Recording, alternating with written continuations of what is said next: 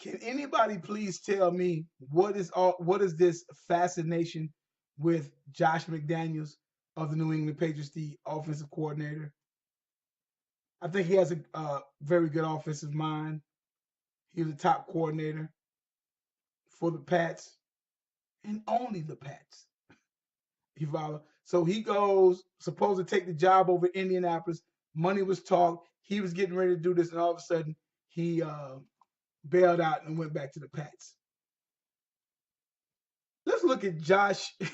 let's look at McDaniels. Let's look at this guy's career. January 11th, 2009, they named him their head coach. Right now, this we're already going to show you about what was getting ready to go down with this whole situation here. Right, first and foremost, yeah, and I always say this.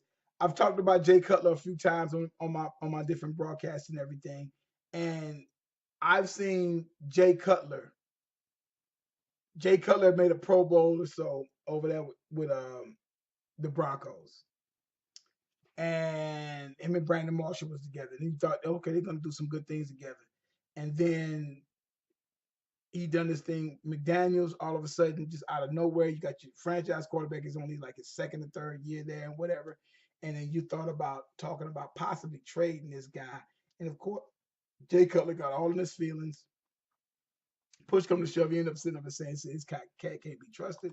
And of course, as time would go on, he leaves uh, Josh McDaniels there. 2009 season, McDaniels wins six straight. The Pats win six straight. Then they suffer four straight losses. At the end of it, where it was all at the end of it, he finishes 8-8. Has issues with Brandon Marshall, et cetera, et cetera, et cetera. Ends up trading him at the end of the season. 2010 season come in. After 12 games, he goes 3-9. In the midst of this, of the 2010 season, I believe, or what have you, what went on, he was also kind of responsible for trying to draft Tim Tebow, another flop. Videotaping scandal. Uh, one of the games over in London, England. I think against the 49ers, I want to say. He's filming, doing, cheating more or less. He goes to the Rams. Goes to the Rams. Things didn't work out in the Rams, and he ends up going back to 2011. He comes back to the Pats, and he's got some rings. Good quarter. He's with that. He's with Belichick, and he has Brady, and he's won. He's won some rings with them guys. His record is 11-17. He has a winning percentage of 393 percentage. Can anybody please explain to me why is anybody after Josh McDaniels?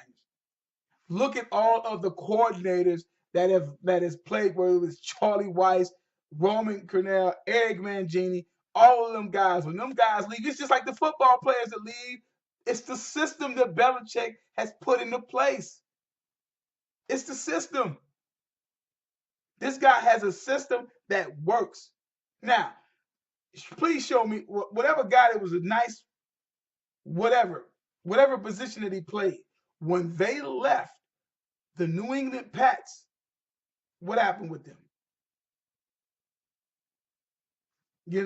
A couple guys, Ty Law, Lloyd Malloy, a few guys here and there. But at the end of the day, when them guys leave the Pats, they're done. Now they're gonna get a nice juicy contract because of the resume that they have acquired with the Pats. But at the same time, nothing goes on. Those guys don't go on to be that because that's not how Belichick builds his team with superstars.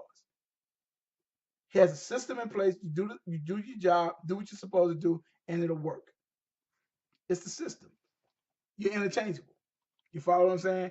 And that's what goes on. So it's like, so when you look at these particular type of things, when you look at that, and it's like, okay, what's next? What is next with these people? And that's what I'm at. Guys like Chandler Jones, you know, Jamie Collins. Anytime you start talking about money or what I need to get paid, they say you're gone. These are about the only other guys I kind of know if they kind of did a little something after they left the Pats. But for the most part, you leave the Pats, that's it. That same go with them coaches. Name me the top coaches that have left from Belichick's regime that have went on to win Super Bowls or be in the playoffs consistently. You can't name any of them. So what makes you think Josh McDaniels was going to be any different? What honestly, what makes you think he was going to be any different? You know, that's what I'm trying to figure out. What did he do? He's in the system. Him and Brady's been messing around for a long period of time since what 2007 when they had magical year and went 18-0. Everything clicked for them guys. Again, I will repeat his record for those who didn't hear that. 11, 11 and 17. Now I don't know why the coach was even thinking about even dealing with him. McDaniels, I mean, I'm not shocked that he does it because he does shady stuff because he's coming from a type of regime that does shady little type things. But that's a kind of but he seems to be a slimy type dude anyway. So when you look at it, it's like why are you doing this? And you think, okay, well, we have Andrew Luck. We don't even know what's going to happen with Andrew Luck. And for those who don't know, I've already done a piece on Andrew Luck. I'm on top of all of these things. I already did a piece on Andrew Luck. Is Andrew Luck running out? Is he turning into another Burt Jones? They don't even know if this guy's going to even play next year. And because Irsay is a drunk, a drug abuser, he said, come on, you don't know what you're getting right over there. So he, right from the state, you hearing all the things about, oh, he might be the successor of Bill Belichick. I don't see it.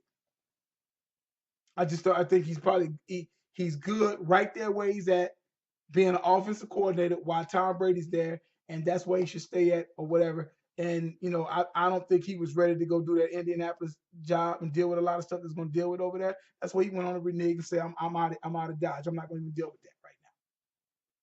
You know, but I still don't see that any coordinator is really dealing with the Pats that leaves Belichick. We'll see what happened with Matt Patricia. We'll see what happens with them in the whole Detroit Lions thing. We're going to see. But you know, not really a good look based upon what the defense end up doing. But we'll see what happens though. We'll see what happens. But this whole thing with Josh McDaniels, sorry guys, don't get it. Don't get it at all. I don't get it.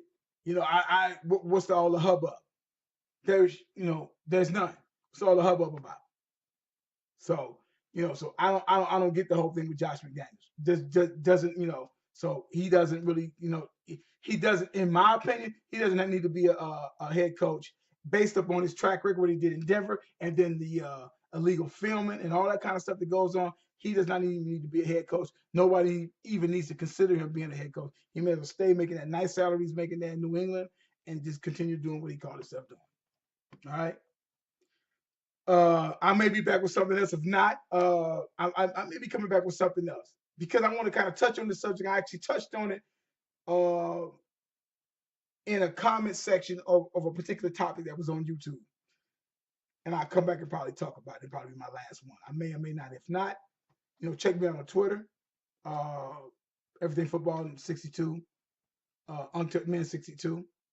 Check me out, obviously, on YouTube. Really appreciate the followers. Subscribe to the channel. Give me some likes.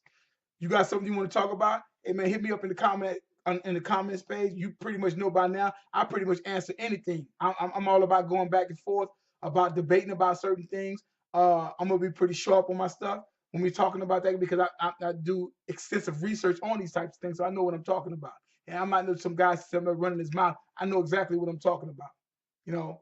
And, you know, we get back with you guys in a little while. Like I say, check me out, Everything Football 62 on YouTube. Subscribe, like, and like I said, any comments, put them there. And then we have some dialogue, baby. Nothing disrespectful. We're talking football. That's why it's called Everything Football. I'm not dealing with all the other crap.